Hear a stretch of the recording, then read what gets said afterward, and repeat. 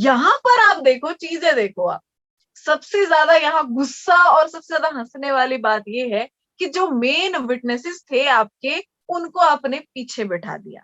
ठीक है, उनको आपने पीछे बैठा दिया और बोल दिया कि मुंह पे ना एकदम, वो टीचर बोलते थे ना हमें कि शोर नहीं करना है क्लास में, तो वो मुंह पे ऐसे उंगली रखवा देते थे। बस वही नहीं बोला सलमान खान ने, बाकी सब कर दिया उनके साथ, पूरा धो दिया, पूरी इंसल्ट कर दी, आते ही कर दी वो भी। और यहाँ पर सबसे बड़ी बात थी दोस्तों कि क्योंकि आपका मुद्दा खराब हो जाता, आपका मुद्दा खराब हो जाता, इसलिए आपने जानबूझकर उन लोगों को पीछे भेज दिया।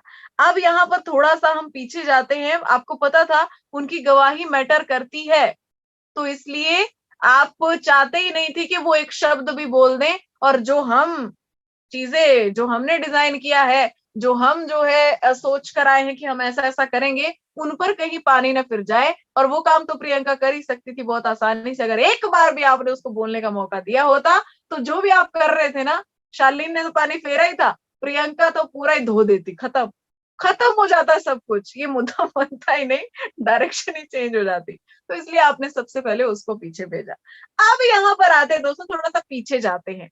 अर्चना और शिव के मुद्दे में सलमान खान ने फटाफट से अर्चना क्या बोलते हैं, प्रियंका की, अंकित की राय मांगी थी, क्योंकि उस टाइम पे भी वही यहाँ पर मेन विटनेस थे, गवाह थे इस बात के। और उस वक्त उनको प्रियंका की बातें बहुत अच्छी लगी थी, क्यों? क्योंकि उससे उनका ही मुद्दा क्लियर हो रहा था। मुद्दा उस वक्त क्या था कि क्लियर करना है अर्चना की किस तरीके से उसके साथ भी गलत हुआ है।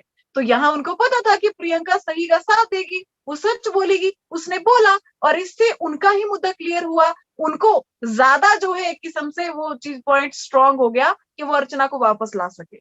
आपको, आपने सारा सब कुछ देखा है।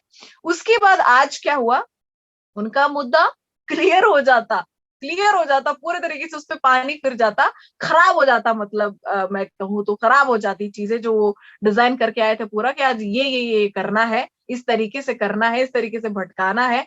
इसीलिए उन्होंने प्रियंका को बोलने नहीं दिया।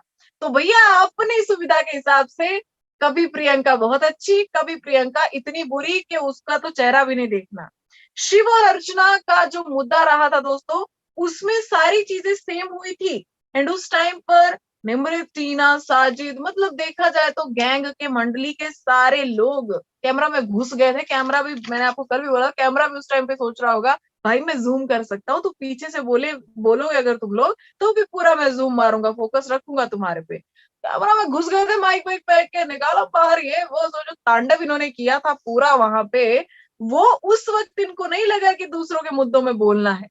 आज जब प्रियंका ने आवाज उठाई है, प्रियंका ने जब बिग बॉस से सवाल पूछ लिया, तो फिर वो चूरण देना हो गया, बिग बॉस को चूरण देना। और बिग बॉस को आप चूरण कैसे दे सकते हो? बिग बॉस का हाजमा बिल्कुल सही है ना?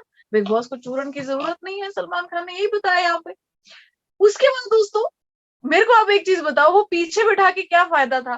पीछे बिठा के कुछ फायदा था? चीजें क्या हुआ? जो आगे बैठे हुए थे उनसे भी क्या ही पूछ लिया सलमान खान ने, है ना? पूछा, कुछ नहीं पूछा ना। शालीन से बात हो रही थी यहाँ पर, बीच बीच में टीना से सवाल पूछ रहे थे, सुम्बुल ने 2 लाइनें बोली हैं, यही तो हो रहा था। जो बाकी के बैठे थे वो तो देख ही रहे थे।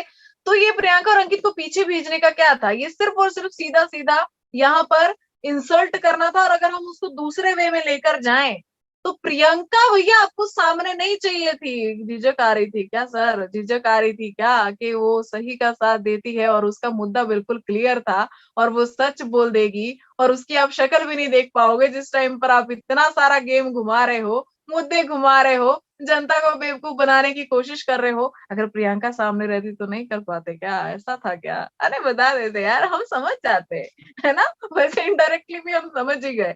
आपने सबसे पहले यही काम किया, आके इनको उठाओ भैया, दोनों जनों को, तुम पीछे जाओ, मेरे को देखना ही नहीं। अगर मैंने कहीं तुम्हारी आंखों से आंखें मिला ली, तो मैं ये जो है ना, ये जो चीजें हैं मैं कर नहीं पाऊंगा।